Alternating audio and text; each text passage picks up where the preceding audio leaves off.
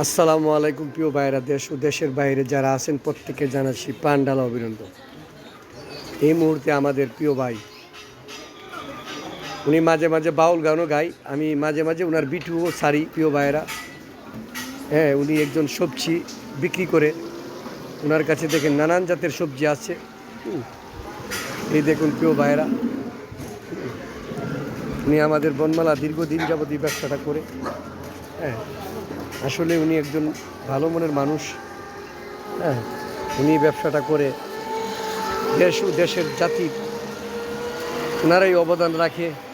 এই মানুষগুলারে আমরা অবহেলা করি, আসলে এই মানুষগুলারে অবহেলা করা যাবে না। হ্যাঁ, ভাইয়ের সাথে একটু কথা বলবো। ভাই আসসালামু আলাইকুম। ওয়ালাইকুম সালাম। ভাই আপনি ভালো আছেন?